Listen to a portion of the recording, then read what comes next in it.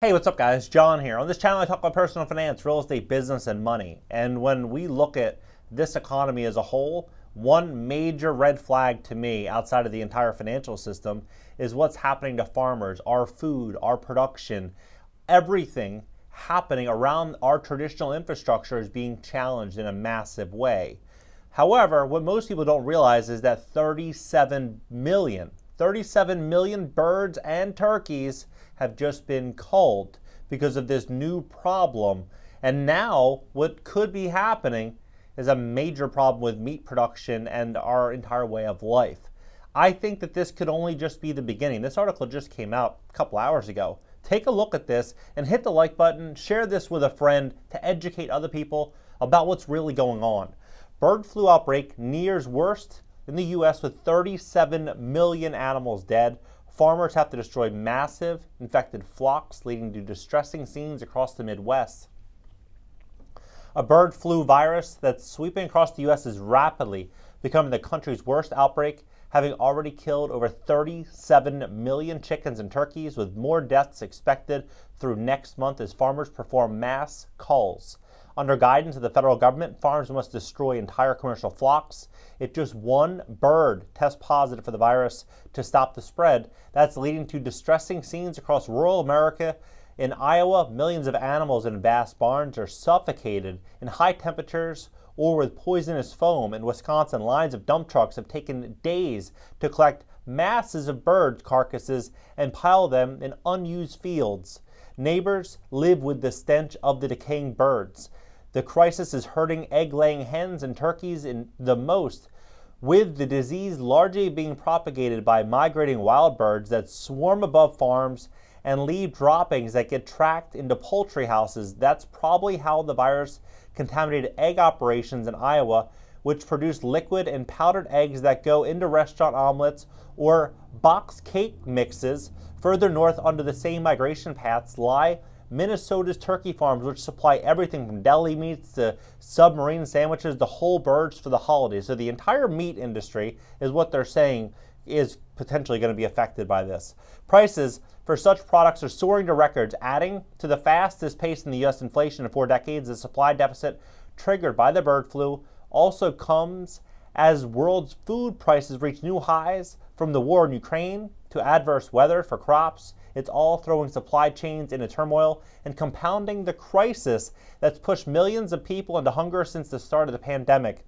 Wholesale egg prices touched a record $2.90 a dozen in April. In government data, whole turkeys touched an all-time high of $1.47 a pound, according to Erner Barry. The last time bird flu hit the U.S. was 2015. It took the lives of about 50 million animals by the end of the season and cost federal government over $1 billion as it handled killing and burying of birds. At the time, the industry beefed up its biosecurity around poultry houses, installing sound cannons to repel wild birds or even car washes so farm trucks wouldn't bring in contamination from one farm to another to avoid a repeat. This time around, even with that better biosecurity, the industry has failed to prevent the transmission of wild birds, says Michelle Crum, an executive consultant at the Minnesota Turkey Growers Association. As a precaution, farmers are supposed to go through a laborious process of completely changing their clothes and shoes before entering barns and making sure all supplies and tools are clean. Yet, weather and migration patterns are making it easier for the virus to win this year. Rare spring snowstorms are originating in the Midwest and traveling up the East Coast, and the cold, wet weather keeps the virus alive for longer, helping it spread. The flu this year is also more lethal than the past. The death this season already tracking above previous outbreaks of 37 million chickens and turkeys. The U.S. flock of egg-laying hens totals more than 300 million birds. Chickens raised for meat, known as broilers, haven't been as affected. We all need to maintain really high awareness that the environment is contaminated. A veterinarian at the Minnesota Board of Animal Health said, "The weather needs to warm up and dry out to kill the virus that's sitting out there." You look at this map, this is essentially where most of our food comes. It's very wild how fast this is progressing. Everything over the last, couple of years has really been progressing. And now it looks like to me, like we are going to really start to see prices for meat, for deli sandwiches, for everything that we are accustomed to. So American staples are going to start going up, not by 5% or 10%, but by 30, 40, 50, potentially 100%. It's going to get to the point to where whoever can pay the most is going to get access to it. Iowa, the U.S. center of egg production, has been hit the worst. One farm, Rembert Enterprises, destroyed its giant flock of 5.3 million hens starting in late March using government-approved yet controversial methods called ventilation shutdowns. Plus, the technique, which is being widely used to eliminate millions of chickens at a time during this outbreak, involves closing up barns so that temperatures rise and the animals suffocate over hours. Turkeys can be killed by spraying a fire-fighting foam that suffocates them. I mean, this is like ridiculous. Bird flu is also wreaking havoc in Canada, wiping out almost 2 million fowl. The virus has never been in multiple provinces at the same time. We're worried for sure.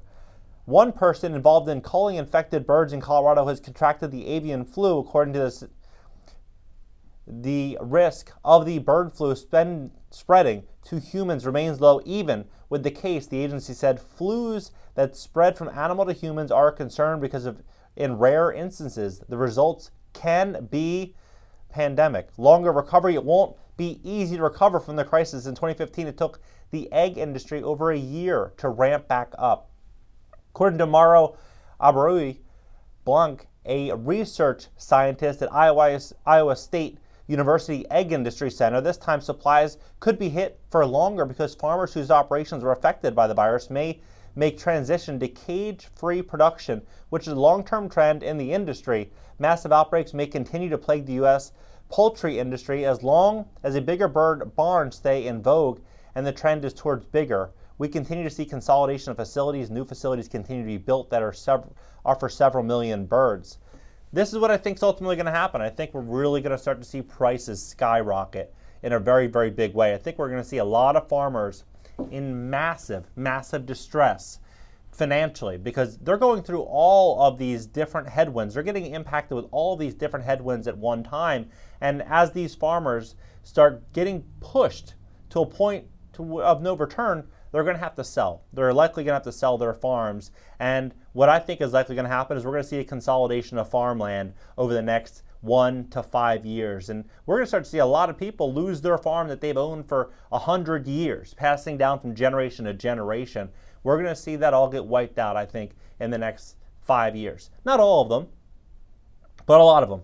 We're going to see a lot of these farms get wiped out. What do you think about all this? Drop your comments below. Hit the like button. Subscribe here. Also subscribe to my second channel. It's going to be a podcast starting next week. It's going to be an interactive live show where guests can call in, present real estate deals, and we can talk about the economy, personal finance, real estate, business, money, talk about everything there. And then all the links for my social media on the top. Catch you guys later.